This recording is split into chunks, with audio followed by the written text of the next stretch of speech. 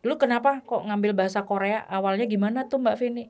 Awalnya kan karena emang suka sama yang Korea-Korea gitu kan. Heeh. Terus kebetulan lagi bingung tuh kelas 12 mau masuk apa gitu Bingung jurusannya. galau. Iya. Terus ya udahlah masuk bahasa Korea aja gitu. Oh, gitu. Seneng apa Tapi stres? bukan nerjemahin juga sih, lebih kayak ngoreksi subtitle-nya gitu. Oh gitu. Iya. Jadi sudah ada subtitle, terus kita Cari mengkorek. kesalahannya Oh, gitu. Cari kesalahannya dibenerin gitu. Cuma kalau misalnya kayak kerja jadi penerjemah apa guru gitu belum sih. Mau ikut debut aja Mbak. Nggak bisa. Lamar jadi agensi mana gitu. Nggak keterima nanti. Nggak keterima gitu. Iya. Nanti di sana kan dipermak-permak suruh latihan terus itu. Iya. Halo, assalamualaikum warahmatullahi wabarakatuh. Kembali bersama Sari Winarno di Rumpi Asik.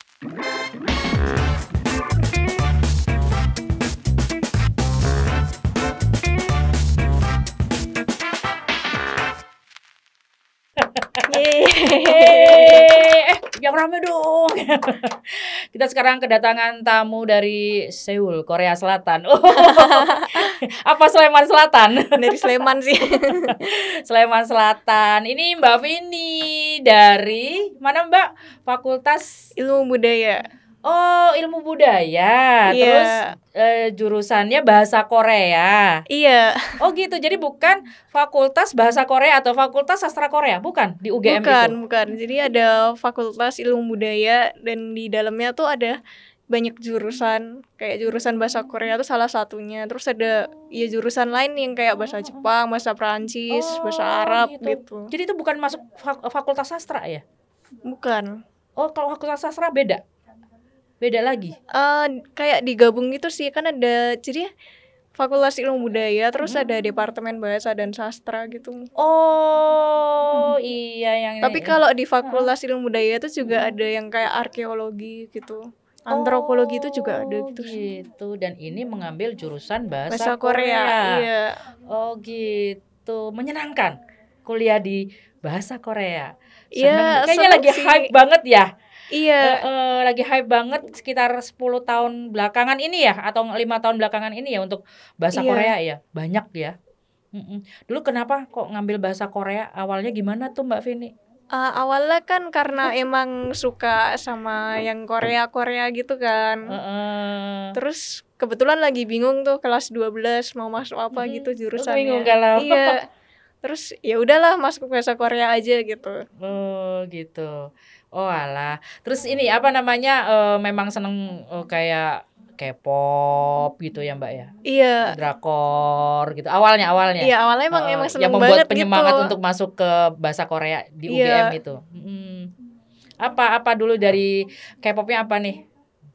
Kalau dari K-popnya sih macam-macam sih. Nggak satu fandom ya? Nggak satu. Iya, multi fandom. Multi fandom. Apa tuh? Yang penting enak musiknya, suka gitu ya. Iya.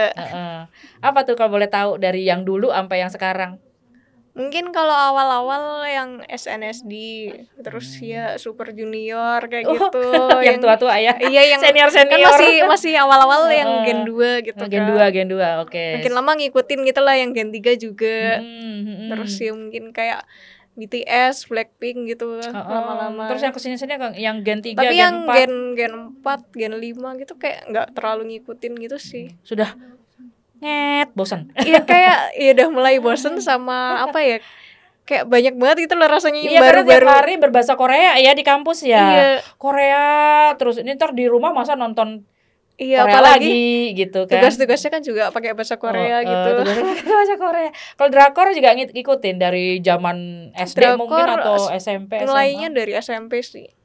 Oh iya, apa tuh kalau boleh tahu drakor pas itu? Lupa sih yang pertama ditonton apa gitu. Boys Over Flower. Kayaknya pertama kali deh ya pencetusnya untuk kita nonton drakor. Mungkin ya. Terus yang kesini-sini apa boleh rekom nggak drakor apa tuh?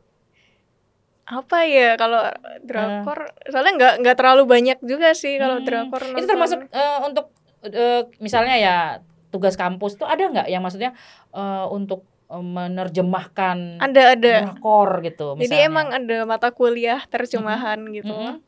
Itu yang kan ada terjemahan 1 sama terjemahan 2. Nah, yang terjemahan 2 tuh isinya praktek nerjemahin gitu. Oh gitu. Iya, jadi Satu awalnya film atau disuruh satu. kayak dibagi kelompok gitu kan. Oh, Terus nanti tiap kelompok nerjemahin awalnya tuh satu judul webtoon gitu.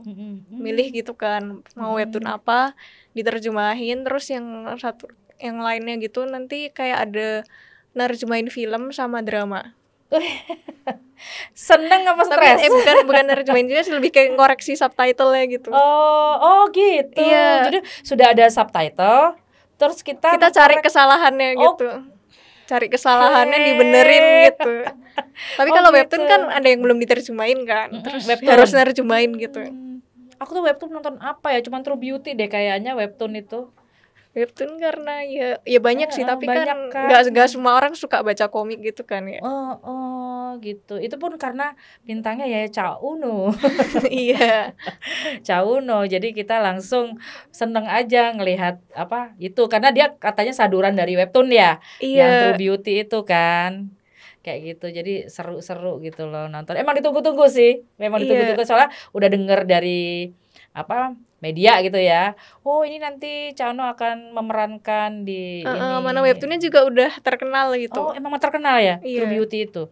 Oh, karena terkenal itu diangkat menjadi Iya. drakor. Oh gitu. Terus ini setelah lulus ke depannya gimana nih? Mau jadi pengajar bahasa Korea atau mau jadi penerjemah yang apa?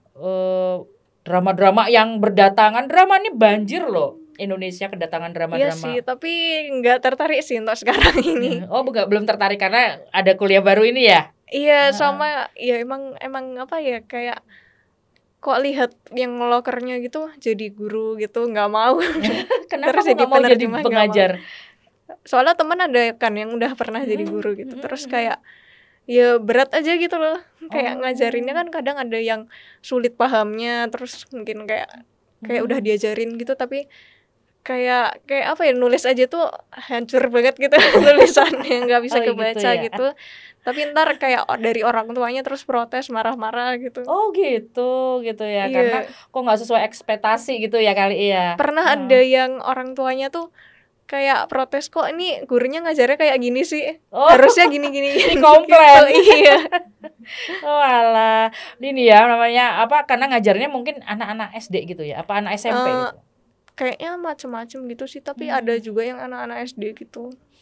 Sampai orang tuanya protes gitu loh maksudnya. Iya, orang tuanya tuh jadi ada yang ngerasa udah pernah belajar sendiri gitu lewat YouTube gitu kan. Oh gitu. Terus merasa udah bisa. Oh, iya ya, sekarang belajar bahasa itu bisa lewat YouTube ya, maksudnya canggih gitu loh maksudnya. Anak-anak zaman sekarang itu, kalau aku tuh sampai nggak kepikiran belajar lewat YouTube bahasa ya, terutama ya bahasa selain Inggris. Kalau Inggris kan memang sudah apa namanya, memang istilahnya hampir semua orang bisa gitu kan. Tapi kalau kayak bahasa Korea, bahasa Rusia, bahasa Turki gitu itu ada tuh yang namanya apa nama YouTuber yang belajarnya dari YouTube gitu. Saya sangat ini loh, apa kagum gitu loh.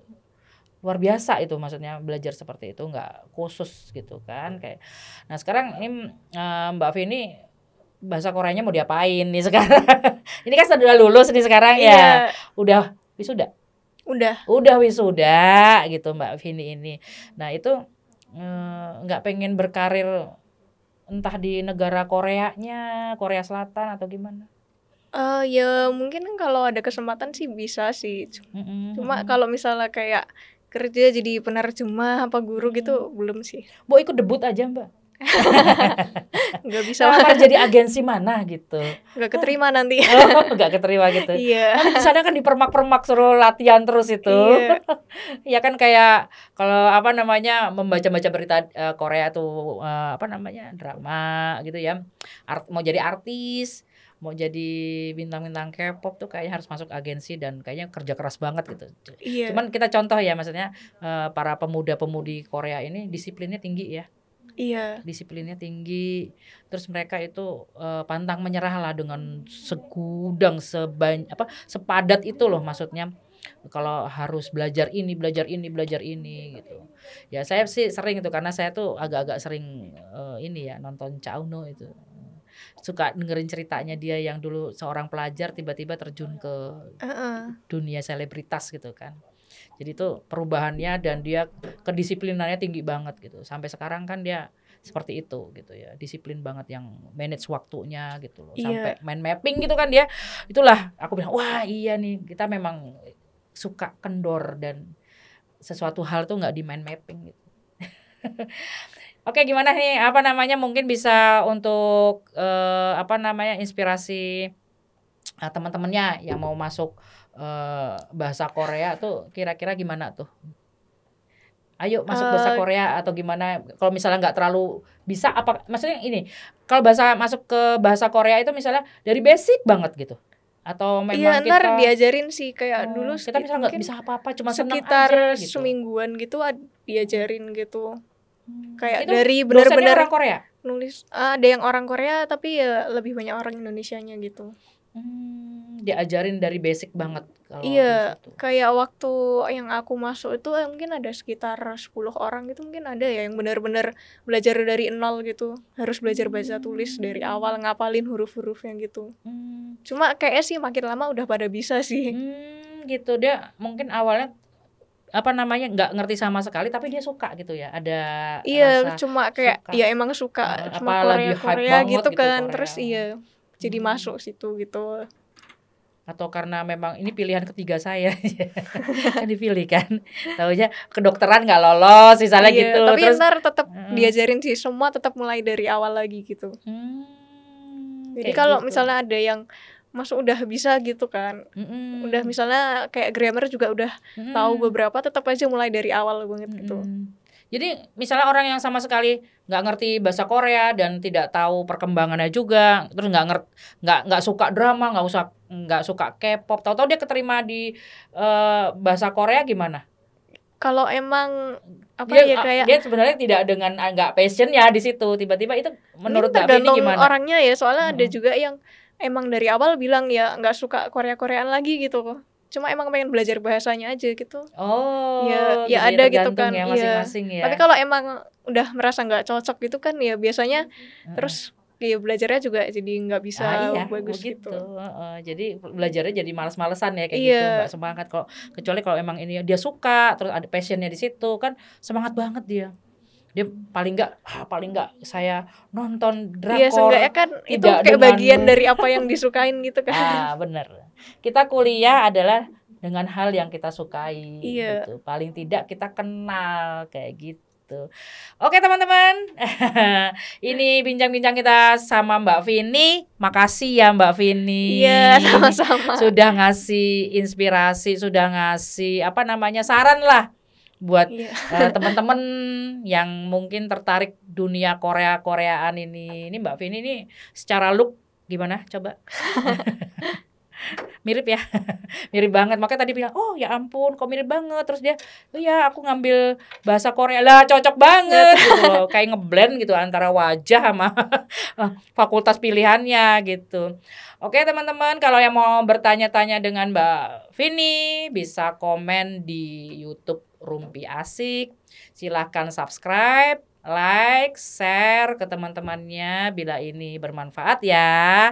Dan tunggu juga episode-episode selanjutnya, tetap di Rumpi Asik. Feeling fresh with Rumpi Asik.